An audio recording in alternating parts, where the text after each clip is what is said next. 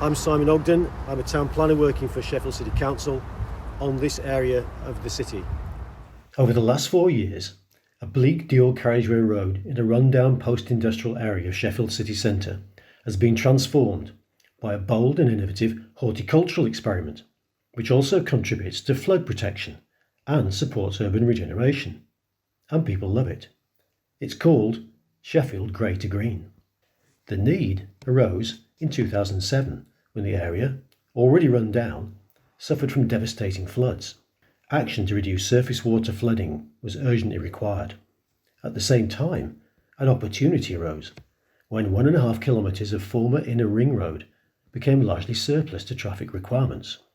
City Council planners and landscape architects devised a scheme to turn the redundant road space into a green corridor with extensive areas of colourful but low maintenance planting. These planting beds also provide porous areas known as sustainable urban drainage, or SUDs for short. They hold back surface water in extreme weather events. The scheme design was led by the Council's award-winning landscape team, headed by Zach Tudor.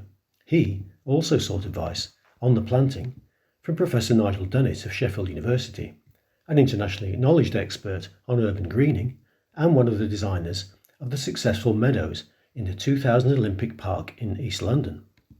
The result has been a spectacular transformation, which has changed how the area is perceived and enjoyed by local people. It's attracted new investment and considerable interest from cities around the world. A first phase was opened in 2017. Now, a second has been added, despite the lockdown. Both were jointly funded by the City Council, the Sheffield City Region, and the European Union Regional Development Fund. Phase 2, just completed, reconnects the city centre to its canal and riverside and has created a new riverside terrace with space for events. The design of the new planting areas has also included connecting several long-distance walking and cycling routes, and it provides habitats for birds and insects, including a variety of bug hotels, all on what was previously a former busy, grey dual carriageway. The growing medium is a highly porous mix of recycled materials so that it can hold back quite large volumes of water. It's also deliberately low in nutrient, so only the selected plants can thrive, and weed growth is suppressed. With climate change very much in mind, the plants have been carefully selected for their ability to withstand the extended periods of both dry and occasional flood, and to provide a long season of successional colour and shape from early spring to late autumn. Maintenance consists mainly of an annual stream in winter and regular litter picking. So Zach, tell us more about how the planted areas work. Seeing the horticulture as purely beautiful and just a nice to have almost in a city centre space is entirely the wrong approach today. I think the horticulture, the greening elements all need to be seen as key infrastructural necessities that we do as part of regeneration of any city space now. Yes, this planting is beautiful, but it also needs to be seen as this multifunctional, multi-beneficial approach to the city and the environment and us really. And that can be from the urban cooling benefits, that can be from capturing, holding on to, treating, slowly releasing stormwater, rainwater events. It can be dealing with contaminants in the soils. It can be dealing with contaminants and runoff from the highway water, storing, holding down, locking down microplastics in the soils. All of these benefits come together to create a really multifunctional, multi-beneficial approach to how we can design our street spaces.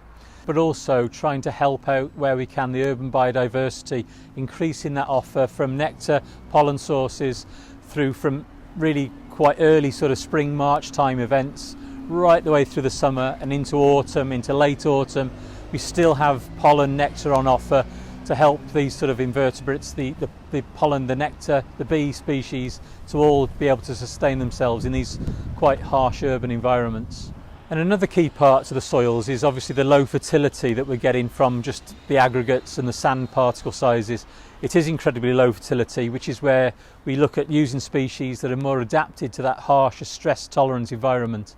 And of course, a lot of people would think moisture loving plants are the way to go with this stuff, but actually we're finding it's more about the drought tolerant species as we get longer and longer in sort of periods of drought in unseasonally different sort of. This year we had our longest, hottest drought in the springtime, and it's just making sure that these species that we've got, we keep adapting, changing and testing what's going to be good for the future as global warming sort of starts to become more and more of an issue. You know, from the very outset, really, I think it was something that the design team was very conscious that if we were going to be providing all this really lovely, high quality, high impact planting, we couldn't create a burden for the City Council to maintain into the future. It needs to be low maintenance, but we cut everything back to round about 150 millimetres in height.